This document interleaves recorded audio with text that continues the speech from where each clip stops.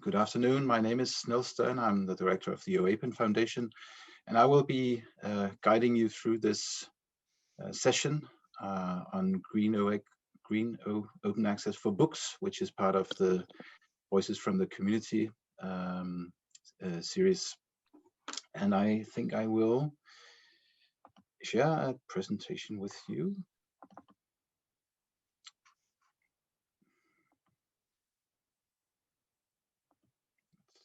So it should be in presentation mode. Yeah. Thank you. Good. This session today is hosted by the Open Access Books Network. And this network is a free and open network for anyone interested in open access books. It was founded last year by members of OAPEN, Operas, Scholarlet, and Spark Europe, and it is coordinated by Lucy Barnes, Tom Mustard, and Agatha Morka. And you can find out more about the network on this through this address, and there's also a newsletter you can sign up to. So this series is an idea that came up as a way to collect voices from the open access books community as input to the ongoing policy development within Coalition S for an open access books policy. And we came up with 5 different events, and these events you can see here. We have already had 2 of them. The first one was the introduction to the series and the scope, then the quality assurance, transparency, and today we have Open Access for Books. Next one in 2 weeks will be Discoverability and Metadata, and the last one will be on rights retention and licensing. And the idea is the idea of these events really is to gather input on all topics and make that into one document to as an input to Coalition S policy development. So today we will have the same format as the previous 2 sessions. So it will be a 2-hour workshop today and a 2-hour session, where the first half will be a short introduction and then interview with a panel of invited speakers. And second half, you will all be invited to engage in discussions and note-taking in breakout rooms. And these notes will be fed into a common document edited by Spark Europe and then proposed to the Coalition S. The speakers, we have 5 speakers today. I will introduce them in a moment. And we also have 5 facilitators, Tobias Steiner from COPIM, Lotte Kreut from OAPEN, Tom Mustard, Lucy Barnes, and Agatha Morka from the Open Access Books Network. And they will be helping you all during the breakouts. The program of today is, as you can see here, after my introduction, then there will be 40 minutes for interviewing the panel.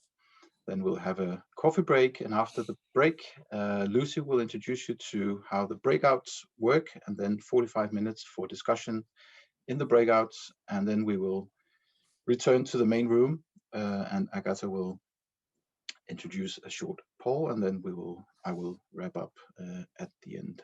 So I hope this program will be engaging for you, and that you will raise your voice and give your views on this specific topic, green open access for books.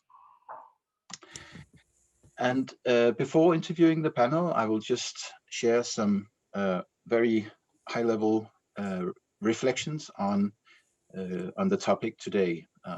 I've given this a policies and policies subheading because we have funder policies, but we also have publisher policies. And just a few words on that. I've borrowed this slide from Agatha, who in the first session presented this overview. She had made the study into existing OA book policies with funders from Europe and the UK. And as you can see, there are not that many existing OA book policies, but there are a few. But among those, green open access is generally not very well specified. In some, with some of the larger funders, you'll see that indeed it is stated that authors should be given the possibility to self-archive the accepted manuscript, either right away, immediately, or within an embargo period of 12 months as the maximum. Some of the, like the European Commission, Horizon Europe, or European Research Council, they demand 0 months embargo for self-archiving. So that's for author manuscripts. I would say in general that the terminology, the language around green open access for books really resembles the terminology for green open access for journal articles, although with less details. Then if you look at publisher policies, and again, looking at what is generally accepted when we talk about accepted manuscripts, manuscript archiving, it's either 12 months, 24 months, or 36 months embargo. So that's quite different, let's say, to the funder policies. In some cases, there are it's allowed to deposit a single chapter from a book, also often with an embargo. And in some policies, it's up to 10% of a monograph that you are allowed to deposit. But also here, mainly with the bigger publishers, we find specifications on green open access, whereas with many other publishers, this is not specified. Now, these two types of policies, the funder policies, the publisher policies, and the nature of them gives, let's say, food for reflections. For instance, what does what does these discrepancies between the two types of policies mean? And also, what are the main advantages and disadvantages in general of green open access for books? What's the purpose of green open access? What's the purpose of self-archiving for scholarly communication? What are the benefits or disadvantages? I think that's a fundamental reflection that would be interesting to discuss further. Also, if green open access for books is included in funder policies, then how should it be included? And I think this is something also to really reflect upon, and not least what I sort of touched upon, that indeed books and journals, journal articles are different. Books is a long form publication, and traditions around book publishing, the culture around book publishing, author-publisher relationship, and so on, are very different, generally speaking, to journal publishing. So how should those differences be reflected in funder policies?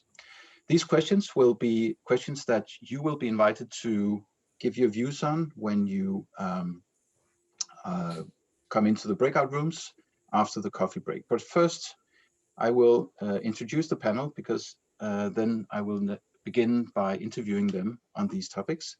And the panel today is Joanna Ball, who is the director of the Roskilde University Library in Denmark, Christina Lembrecht, who is the senior manager of open research strategy at De Gruyter, where she's also been an editor, and J. Michelle Copeland, who is a senior lecturer of American literature at University of Manchester, Rupert Gatti, who's the co-founder of Open Book Publishers and also a lecturer at the University of Cambridge, and Peter Suber, the director of Harvard Office for Scholarly Communication, and he has been involved in open access for, well, at least 2 decades.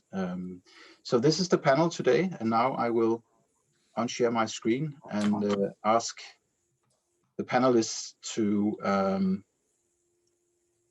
turn on the microphone. And I forgot to say that we're recording this. So I I just reminded myself, sorry about that. But we are recording this. And so if you would like not to have your image shown, then don't turn on your camera. Good. So first of all, welcome to you all in the panel. I'm very happy that you could be here today. And I think we will begin sort of ground level, so to speak. So really thinking about the things we're talking about, the scope of it. And as I mentioned, thinking about the specificities of the book as opposed to the journal article in relation to green open access. So when we think about what is how are books special, what are the consequences of those specificities when you think about green open access from a publishing point of view? Christina, would you mind reflecting on that, please? Yes, sure. Thanks for inviting me. I think when you think about book and journal publishing and the differences, I think there are two major ones. One is the economics of book publishing versus journal article publishing. And the second one is diversity of formats and publishing languages. So maybe I can start with the first one. The economics of books differ fundamentally, of book publishing, in my opinion, differ fundamentally from a journal article, in the sense that the funding for a journal article is in principle secured before it is published, due to the subscription that the publisher has for the journal in which the article is published. In contrast, the book is financed by the sales over several years, and there's no or hardly any pre-funding in forms of standing orders, etc. So the publisher needs to bring each book individually into the market. And I simplify a bit to bring out the contrast a bit better. So journal articles are refinanced upon publication, I would say, due to the subscription being behind it. And books are not, and its refinancing is usually done over several years. And there is where the diversity of the books and the book formats and the publication landscapes comes in. A journal article is very standardized, I would say. I mean, there are differences, sure, but books are a rich and a very diverse universe. I mean, we talk about collected volumes, we talk about monographs, but we also have textbooks, we have critical editions, we have reference works. So we have a format diversity which also function differently in the market. And in addition, we have language diversity, especially in the humanities publishing. We see, fortunately, I would say, a lot of research still being published in other languages than English, but this also means that the market has different sizes depending on the landscape. So I would say these two aspects of diversity in formats and publication languages and different economic systems make books and journals to be considered differently. Mm. Yes, and how do you think it influences the policies for green open access? Well, I mean, for journals, I think it's, I mean, if you need, I mean, you need to think about refinancing, right? So for example, at the moment, I mean, our repository, our self-archiving policy for books is rather old, I would say. I mean, it was in place when I joined De Gruyter 8 years ago, and I started like a revisiting process a couple of weeks ago. So I gladly accepted when you asked me to join, because we are really at the moment seeing what we can do and what we can't. So at the moment, what we have is a 12-month embargo period for chapters, but for the version of record, not for the accepted manuscript. And we have the same for monographs. We allow 10%, as you said, which normally is equal to 1 or 2 chapters, the same version of record after 12 months. Mm-hmm. So what do we do with the funder developments that are in place now, where we have been asked to have a, well, I mean, with 12 months, we are we are good, but we don't have a real solution for the entire book, for the manuscript. So what would this mean? I mean, if we publish, let's say, a book on Islamic theology in German language, which is highly rewarded. It wins several prizes, but we publish it in the German market.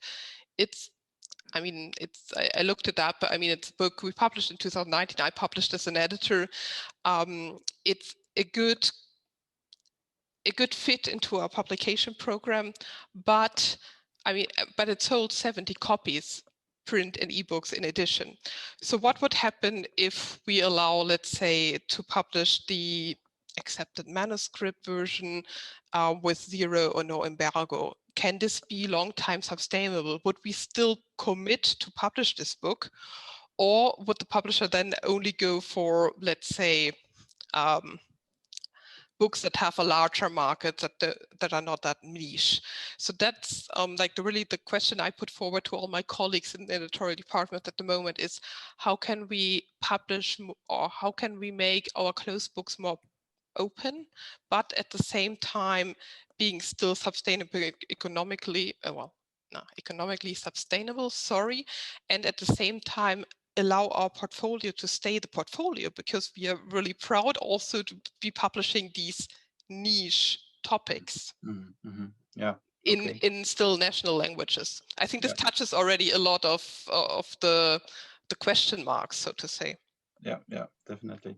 Yeah, thank you, Christina. And so, Rupert, you also represent a publisher here, albeit a slightly different type of publisher than De Gruyter. You're a born open access publisher or a scholar-led publisher. So I think the notion of green must resemble something else, or must mean something else to you, right? Yeah, I think clearly, we're going to be looking at things slightly differently. Being a born OA, sorry, I've got a dog that's barking in the background. If you hear that, that's a very brave dog, being brave. So, and I think it some of the points that Christina raised, an interesting thing, but one of the things is, what is the publisher achieving? And I think that's something that really comes into, if one thinks about green OA and one's thinking about the availability of the manuscript from the point of submission, and we have to just think about, what that is. But what's the final piece that is given to the publisher? One then's got to think, well, what does the publisher actually do, and what is the cost and benefits of that? And so I do wonder, on a more general scale, if the existing publishing route that we've got, by the fact that it's not just that work that's at 70, but we've got lots and lots of works that are only selling low hundreds of works. It comes back to the question of open access anyway. As soon as you make them open access, actually there's huge amounts of demand for that work. And so therefore, there is a huge cost to the scholarly community by the process of publishing, in which at the end of the day, one gets 70 out, and or 200 out, or for the standard, sorry, I'm beating up on the 70, not meaning to. It's sort of that where we've got these very low sales rates, which I think are fairly standard. There's a huge scholarly cost to that, and so I think one has to be very, very careful about what is it, what is the advantages to the reader that the publisher is providing, or the scholar is providing, because the cost to the reader and the scholar is so enormously high in the books. And in some cases, the cost estimates that one sees coming through for book production are so high, are much higher than many of the new open access publishers are meeting as well, that one thinks, actually the economics of this could largely be on the production side and the cost side and the delivery. What are the really critical things that the publisher are doing, and can we identify what those are and really stream those down? And could those be provided at at the level of the manuscript, at the green level, what would be the gains and losses there. So I'm not sure if that helps any, but I think that the economics, or taking through the cost processes, what is their publisher actually delivering? What are the pluses and minuses, and how could that be delivered effectively on the basis of an open access work, be it at an early stage or a late stage? I think that is, it's not clear to me that we can't have an open access manuscript, and that many of the services following on from that could be provided quite cheaply. If we just think, what are the critical services that we need to achieve dissemination from that point? Okay, thank you, Rupert. So if we kind of flip the perspective to the reader or the author point of view, so Joanna, you are in a library, right? So you will have patrons who are looking for content, and so we could imagine, let's imagine that we have self-archived book manuscripts alongside published versions. How would that work within a library? Yeah, well, it could be confusing, but I think it's clear that researchers prefer to read and to cite the version of record.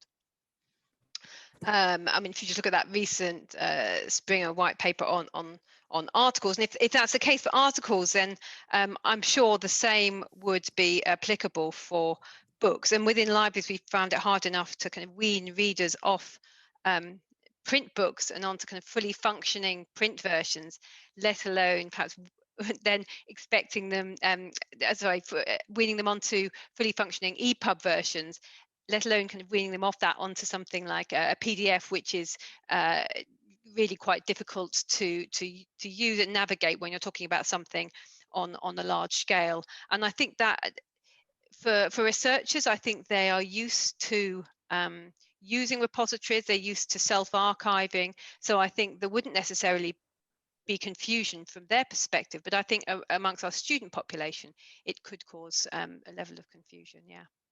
Mm-hmm. And okay, so that's interesting, of course, when you say from, also I think from the author's point of view. So Michelle, you are an author of monographs, and how would you see this a requirement to deposit your manuscript, let's say, in the local repository? How would that work for you as an author? So I think it's worth saying, since I come to this from kind of a strange subject position, just to flag. So my first monograph is now fully open access, gold open access, but that was actually a retrospective move. And so I think most authors would sort of have had that conversation at a different point in the publication. But having that happen, what I would say is the readers that I've heard from, often people who are about to teach the book, it's been tremendously heartening to see how many more people are able to teach it because they have the book, but also to go with that, to say that they have the version of record available to them fully. But they're able to have that because my publisher has this, I mean, with the push in Britain to have, or the UK, I should say, to be moving towards open access, there's more of a sense of both the possibility for gold open access books from the start and also these sort of retrospective moves. But just to speak to something that Rupert was drawing our attention to, I mean, so my publisher, for example, was asking for £3,000 to make my book open access. It had come out in 2016, and the funding for this came from my university. And so they were able to provide this. If I had been asked as a researcher, would I come up with £3,000 to make this retrospectively, open access, I wouldn't have been able to do that.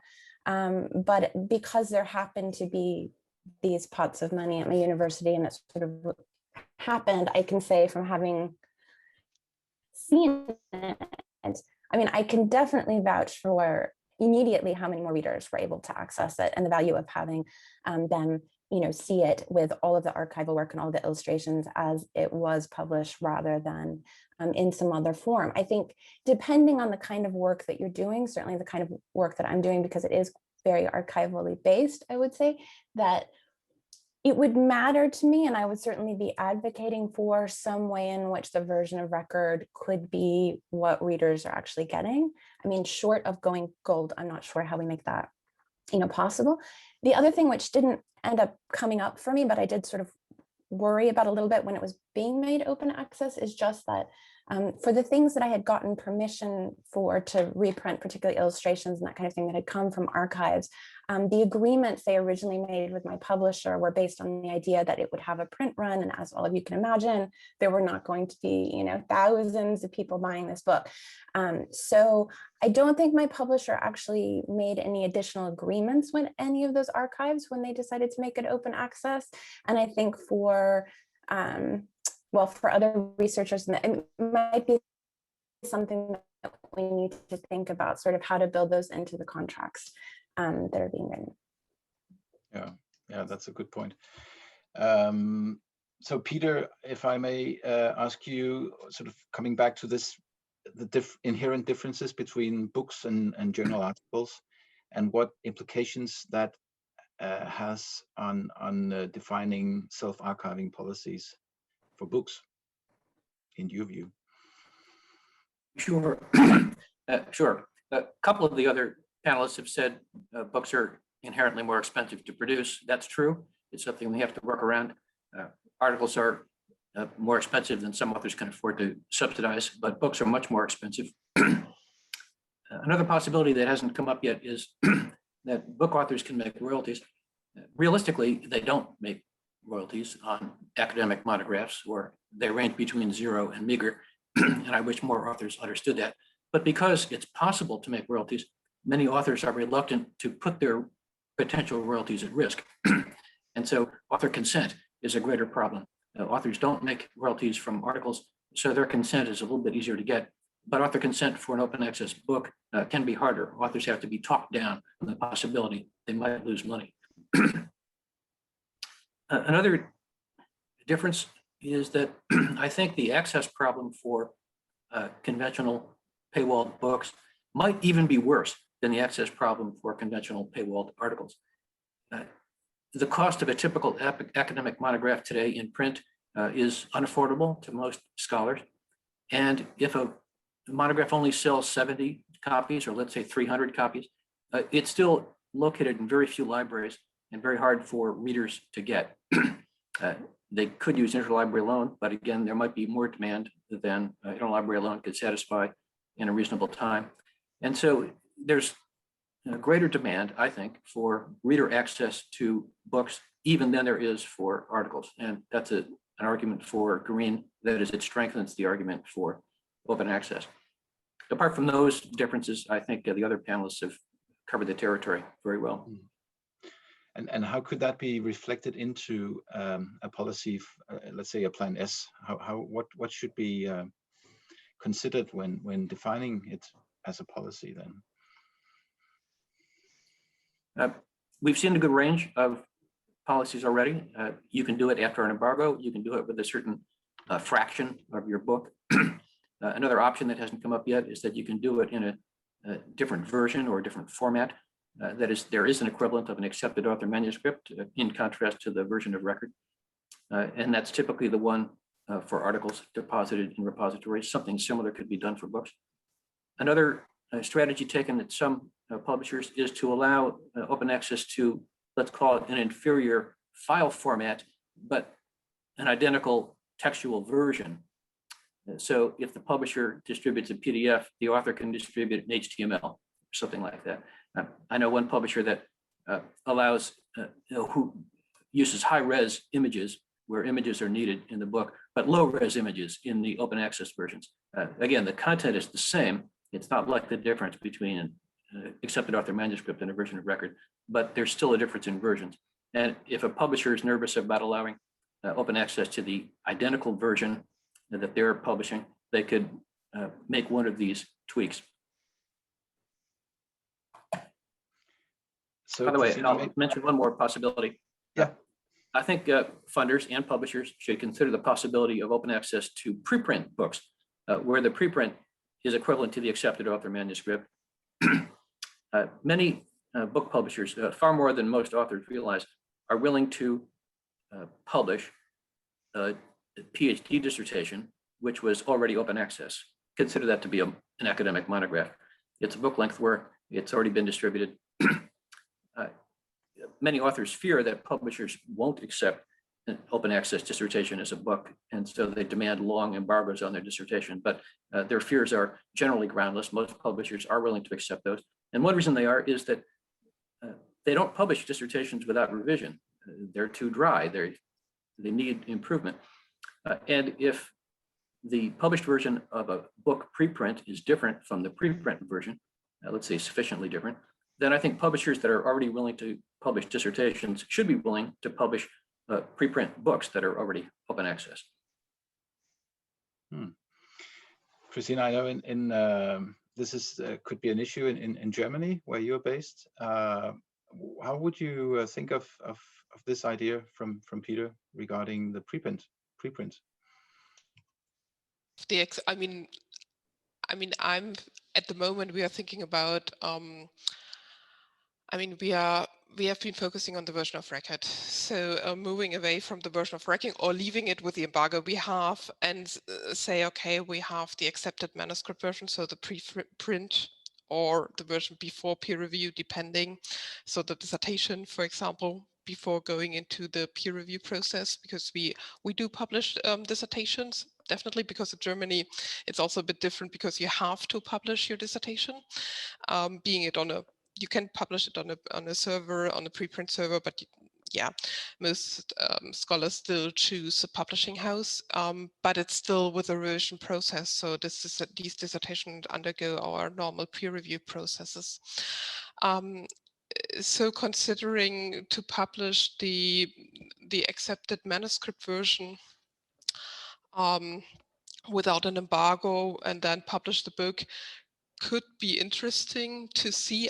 I was wondering what the vision behind is, what the use is. I mean, it's visible then, but it's not citable. I mean, I was wondering from a scholar point of view, when do you use this kind of accepted manuscript version? So what is the use case for it?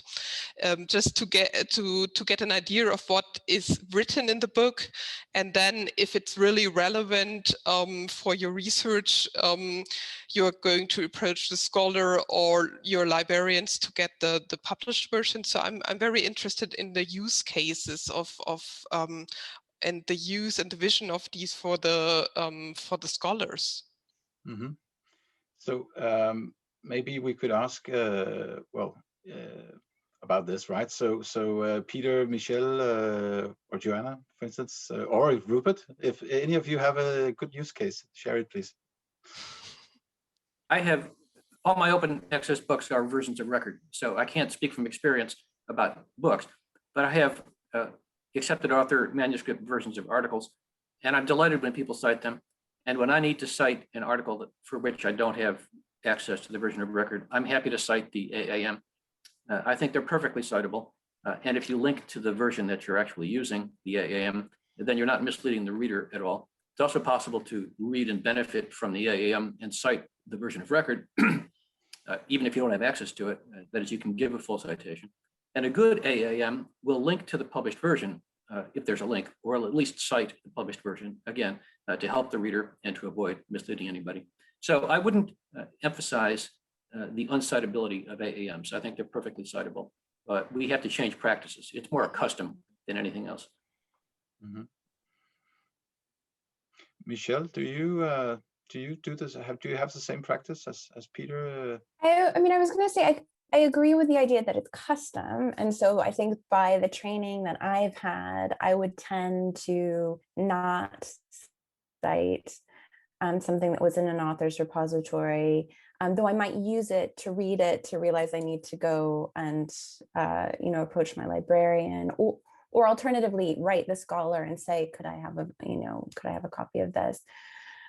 but it is a scholarly norm that can change. And I think I think for many scholars, they would probably fall into the camp that I'm in, but I don't think that that's necessarily, written in stone. Mm-hmm. And Joanna, I was thinking you might have also, I mean, doing research support, some experience there. I think people will always prefer the version of record where it is available, but where it isn't available, then a green version is really good. And I'm thinking, for example, in developing countries where it's not possible to get hold of books so easily. I think that there are other examples where actually you just want to be able to check the text, and actually it's good enough, the green version. Mm-hmm. Or a version that isn't the version of record is what I suppose I'm trying to say. Mm-hmm. I would put it the same way, and we shouldn't get into a quarrel about whether the version of record is superior to the AAM. It is. The question is whether the AAM is better than nothing, and it's far better than nothing. Mm-hmm. Rupert, you about to say something? Yeah, I think, with books, I agree entirely with what's being said. I mean, an author-accepted manuscript, a little bit of care probably needed in where that is, or how you define that with a book. In the journal world, it's sort of at the point where you sign a contract. It's, in book world, you're signing contracts at a very different point than what you'd want as the author-accepted manuscript. I think quite often a contract would be signed before, for instance, the corrections had been made from a peer review process. And I'm not sure many authors would want that version to be publicly available. They'd like to have made those corrections before it became publicly available. So, you've really got to define that it's the final bit that goes to the publisher before typesetting is undertaken. And clearly with a book, there's things like indexes that might be done at the post submission level, not always. Many authors would be submitting to the publisher camera ready version. Well, camera ready version is pretty close to the version of record. And so that'd be wonderful. Other things are sometimes a little bit more of a mess. Images, tables, data files, and things are sometimes not embedded into the manuscript, the text manuscript that's put in. And so sometimes there would be a little bit of a mix match about those and how to engage with those. So it would be an inferior version, but it's an inferior version which is discoverable and accessible, and you can see whether or not it's interesting, and it's got all of those qualities about it which make it far superior to not having anything open access at all. And so there's issues, but for me they're likely to be more second order issues from the scholarly side, that the work is acceptable and readable, and it's maybe clunky, but you know what? You can get an awful lot from it. Mm-hmm. Well, if I can just follow up on that, Rupert, from a publishing point of view, are there any issues to consider there in terms of distribution of metadata and so on? So I think there's a couple of things. Some of the things that Christina mentioned about impacts on, the standard arguments about impacts of open access on subsequent revenue streams. I think a green version would have far less, a green version by, I mean, this author accepted manuscript version would have a far less significant impact on any subsequent revenue streams than an open access version of record. Because it's more clunky and etc. It also would have less impact on people that are just wanting to monetize a version themselves, other publishers that are wanting to reuse it. I think there would be issues about, some of the things to think about when you've got multiple DOIs sitting around for things. It's already a big issue in books. There's already distribution platforms that are putting their own DOIs on works, on books, which they're not doing on journals. So there's already a lot of confusion out there about multiple DOIs for books and for book chapters already. It's going to get more complicated when you've got multiple versions of that running around as well. So there's that to be considering. A lot of the distribution channels for books rely on things like ISBNs and MARC records and KBART records, and and these things which are a mess, and come in multiple flavors. And publishers have more or less got their way around providing those, and it's going to be almost impossible, I suspect, for that to be provided in a library setting but what's the downside loss of that? The upside loss of it is it's being picked up by lots of other internet crawlers. The text is available. There's lots of other ways of discovering the content. So it's a change in the distribution system, and clearly a change in the metadata that's associated with books. But maybe that's, again, it comes down to costs and benefits. If those changes allow things to be accessible, one's got to say, well, maybe that's changes we need to be making. So that's a challenge for you, right, Joanna, for the library? Well, it is, but on the other hand, I think there are accepted workflows or workflows set up for self-archiving. Authors, researchers know what to do when they self-archive something. Librarians are there, ready, waiting with we have a full service waiting for them. We have the existing contacts set up, so I think actually it wouldn't be too burdensome to set that up. I don't think it is. It would be a concern. I think we're so used to working that way with journal articles. I think it'd be very straightforward, almost expected from the author perspective to do that. I suppose my question might be for the author side of things, the amount of kind of time, investment, and pride that goes into the publication of a book. If an author would really be satisfied to see a kind of what they might see as an inferior version of their book available openly through an institutional repository. But I don't know what the answer is to that. Well, if so, we just touched upon the timing. It's critical, right? So at what stage is the book when you have to archive it? Is it with or without the corrections of the peer review, with other materials and so on? So Michelle, if you were to give some advice to Coalition S, so UKRI is part of Coalition S, right? You might receive a grant from them at some point. And now is the time to give them some advice on what you would like, think was okay to be asked for as an author receiving a grant. What would you say here? So I would very much agree with all of what Rupert was saying in terms of, I think many authors would be concerned. I certainly would be extraordinarily concerned if a funder, either my employer in the case of actually how it worked out with my book, or UKRI, or others, were to say very early in the process, at the point that I had signed the contract for that book, that was the version of the manuscript that needed to be open. Many revisions came in. The readers' reports that I received from the publisher were tremendously helpful for helping me to rethink aspects of the book. And I think that I would be really reluctant to have it out in the world at that early stage. So I think fall on Rupert's camp in terms of the later in the process would be ideal. But to speak to something that Christina had raised earlier, and also something that Rupert was trying to get us to think about, I think his sense that having two separate versions of the book wouldn't impact necessarily negatively the sales. So thinking for the publishers, I think is right.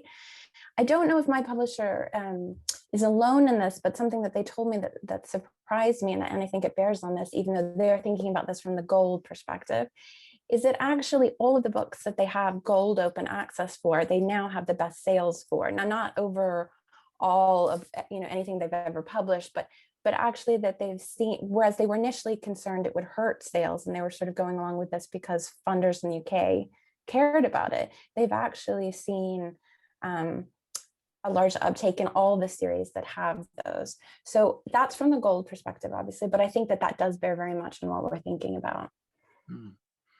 So that's a very long way of saying, I think it could actually be the case that for publishers, even having a very late stage version of this might increase sales rather than, limiting sales.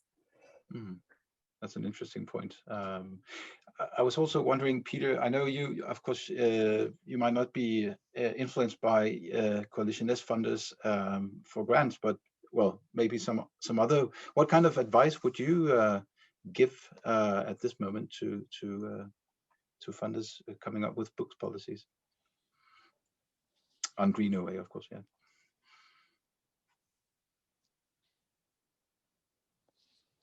Sorry, I was muted.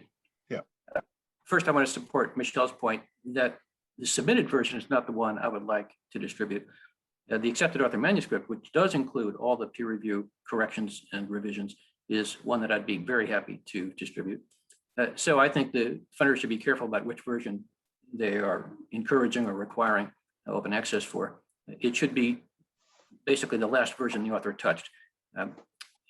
All the revisions that the author approved as part of the peer review process. There are obvious benefits for a funder to require open access to research that results in books. There might be some disadvantages for some authors in some circumstances. So I'm not going to say I'm confident there won't be problems. I'm just confident there will be benefits, and how those will net out in different cases is yet to be seen because we haven't had a lot of experience with this. But to me, this is a reason to experiment, and I would encourage funders to do the experiment. Thank you. And maybe Christina, so that was an invitation, right, from Michelle about so letting the early version coming out, and you'll see more sales. So well, of course, is it something to consider, or is it something you are considering now that you are developing? Effect on print sales in the policy making process at the moment, not really. I have to say. I mean, not as a boost. I wouldn't see that, especially not in the German language market. But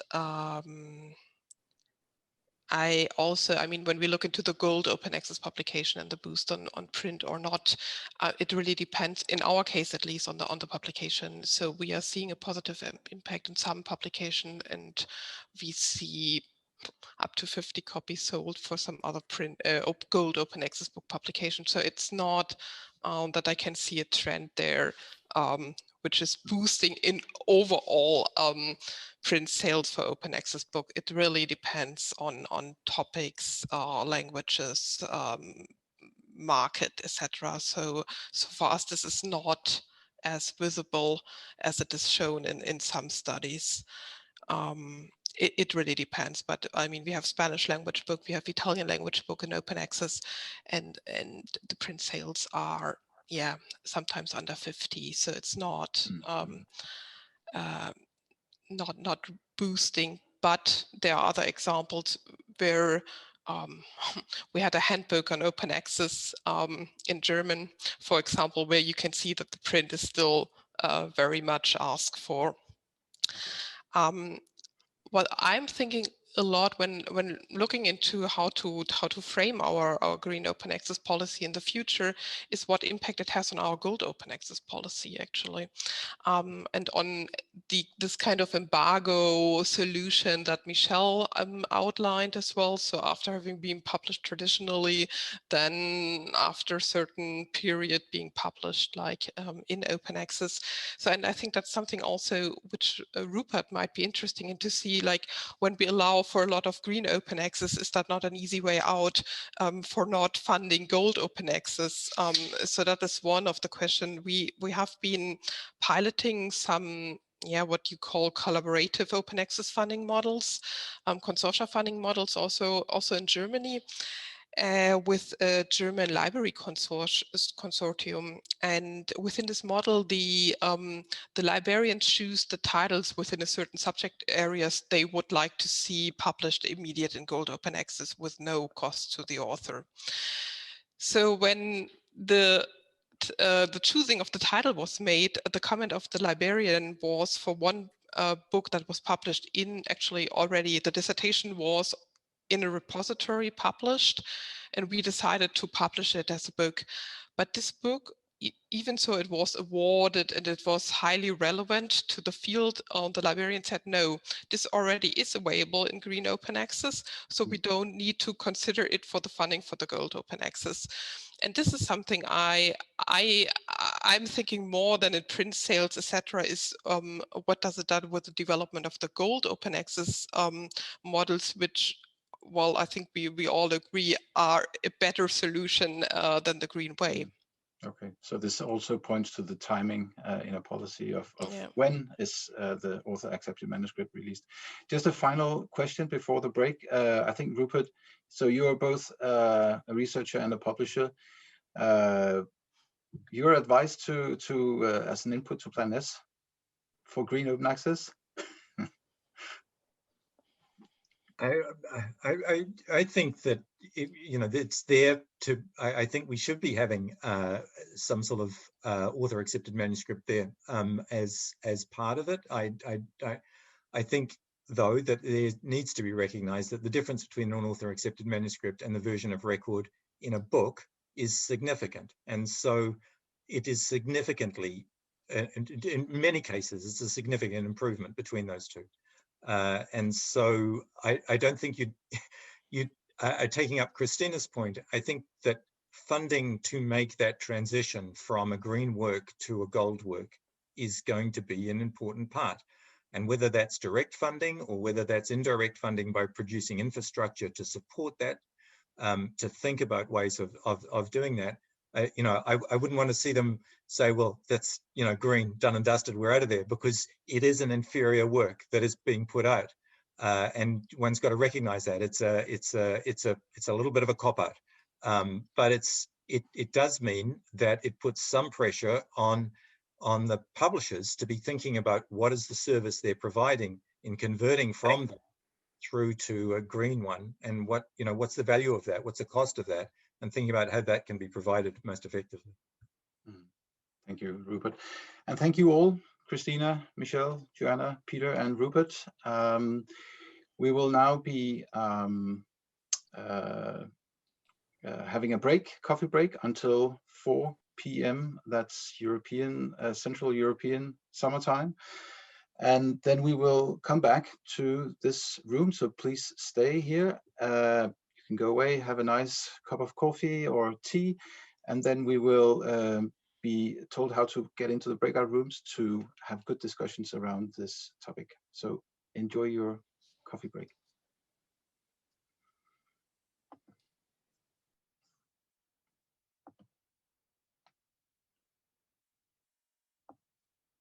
And Lucy, would you mind introducing the breakouts, please? Yep, sure. Is that my slide up sharing? Looks like it. So hi everyone, welcome back to the breakout sessions. This is the part where you get the opportunity to discuss the issues raised in the first part of the session in a lot more detail. So how it's going to work is basically it's a combination of discussion and note taking, and it's important that you do please take notes of your conversations, because the notes will be the only record that we have of what was discussed in your breakout rooms. So you'll be spirited off to your various breakout rooms shortly, and the notes that are taken in these discussion sessions are going to be held on the Open Access Books Network Humanities Commons site. And the links I've given there, which I should also be able to drop into the chat, is a thread that we have basically to hold all of the resources for all of the different sessions that we've had. So we've had 2 sessions prior to this, and we'll have 2 sessions subsequently, and all of the different bits of information, the notepads, the videos will all be held in that thread, which I've just dropped there into the chat. So the importance of taking the notes is that all of these discussions will feed into the policy document that will be created by Spark Europe and presented to Coalition S. So this is the easiest way for you to kind of feed into that process, basically. So the breakouts will be opened shortly by Toby, and you'll be in a group of around 7 to 8 people. There's a collaborative Google Doc, which you'll be able to access, which has questions to structure the discussion, and there's also the place, obviously, where you take the notes I've been talking about. And I think Agatha shared a link in the chat, which has a kind of index of all the different notepads. So each room is going to have its own notepad. You'll be able to see from that index which notepad corresponds to your room. So when you arrive in the room, open the notepad and nominate a note taker, or agree that you're going to make individual contributions, and note down who is in the room so that we know roughly where the kind of comments are coming from. And if you can come to a consensus about the issues, that's great. If you can't, that's fine. You can explore what the areas of disagreement are and kind of note them down in the document. That will be really useful. So in a minute, you'll see a notification like this, and you'll see there that there's a number. The breakout room is numbered. So that tells you which notepad you should be using from the index document. And if you obviously click on join, it should take you to the breakout room. And as you're discussing the various different issues, people will drop in every so often just to make sure that everything is running smoothly. You don't have any technical issues. You're not in a room by yourself for any reason, all those kinds of things. So there's no need to wait for those people to arrive. You can start the discussion without them, but just to let you know that a few of us will kind of pop in from time to time just to make sure everything's going fine. And if your connection does drop for any reason and you lose your connection to the call, you can just come back using the link that you were emailed to join the session to begin with, and Toby will be able to send you back to your breakout room. So I think the link to the Google Docs has already been shared, so that should be it, unless there's any questions. In that case, Toby, would you mind opening the breakout rooms for us? All right, you should be whisked away right now. Nice to Welcome see back home. you.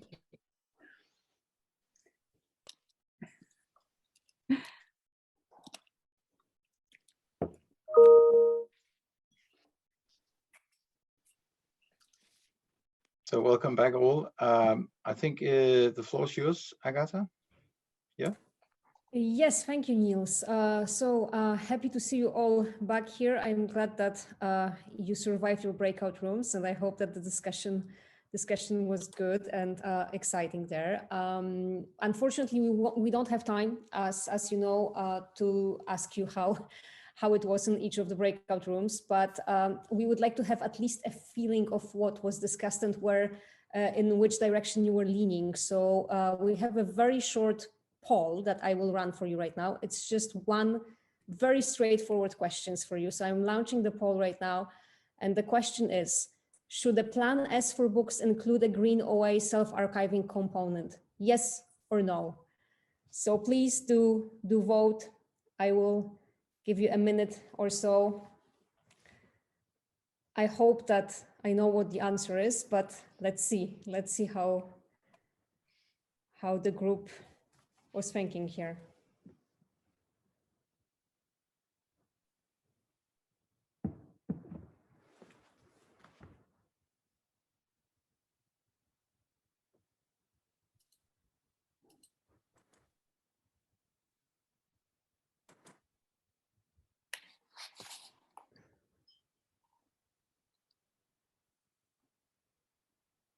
Okay, I think that I will end it now. Not very surprising, I suppose. Niels, over to you. I'm sharing the results. So we have 86% for yes and 14 saying no. Well, thanks. I think this is a clear signal that it's all about how, right? So that's also what we discussed in our group, and I really look forward to reading all your notes, and I think we all do. And I should share my screen again to give you the last PowerPoint presentation, which is this one. And that's a wrap up. You can see it will end by saying thank you, but I won't do that yet. I will start here and say just a few words about what will happen next. And in fact, this is what's going to happen next, but I think Vanessa is still on the call, isn't she? I am, yes. Yeah, maybe you would give us a few thoughts around what will happen now, Vanessa? Yeah, sure. So the process, I'm sure you're wondering, some of you have appeared at all three of these events, and thank you very much for your engagement. So the challenge really starts once you leave these sessions, and so the first part of the process is Agatha and myself. We look through all of the breakout notes, looking at where there's consensus, where there are contentious issues, and then we may reach out to some of you if we have questions, if something's not clear. Again, we are focused on trying to provide some guidance for policy rather than going in deep into challenges or discussions. So we're trying to come up with some kind of a recommendation that reflects your thoughts, which I think will be challenging today, but we'll see. We then pass on also a proposal from this to the leader of the session to review. And if there are contentious areas, we also discuss that with the Open Access Book Network initiators. So it's a small group, also the leads of most of these sessions, and we'll also come to a proposal. And then we write this up and we will then share it via the OA Books Network with all of you before passing that on to Coalition S. So we try to synthesize, go back to you if we have questions, discuss with a smaller group, and then put something down in writing and then share that with the broader group. Yeah, so it's quite a challenge, and also because we have quite different stakeholders with different views. Sometimes people go off at a tangent and don't keep to the certain questions, and we've got to, you know, we do our best, and it's a new initiative. So I hope you have trust in the process. And again, there will be time for you to react on the proposal, but it's trying to reach some kind of consensus. Yeah, so we won't be able to make everybody happy, but we hope the majority. Great. Thanks, Vanessa. We appreciate your effort. It's and I know it's not easy. But as you said, everything's going to be available on the Open Access Books Network pages, so you can go and have a look and still add stuff there for another 2 weeks. And you will also be able to review, I don't know if that's proper English, but see again the videos that was recorded also from the previous sessions. So as you can see, we have now only 2 sessions left. Next up is Discoverability and Metadata, and here Rupert Gatti will be leading. And then 2 weeks later, the last session with Vanessa on rights retention and licensing. And I also should say that you can join, of course, the Open Access Books Network, and there's a mailing list and there's a Twitter handle as well. So with those words, unless somebody reminds me that I forgot something, I would like to thank all of you who stayed here and who engaged in the discussions. And I would especially like to thank the panel for taking their time and effort to give us their views on this topic.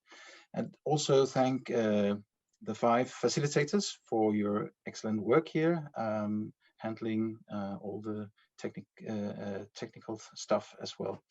So thank you to you all, and it's now close to 5 p.m. in Denmark, and the sun is shining, which is great for once. Yesterday was snowing, so you never know what you get. Thank you all, take care, and hope to see you soon again.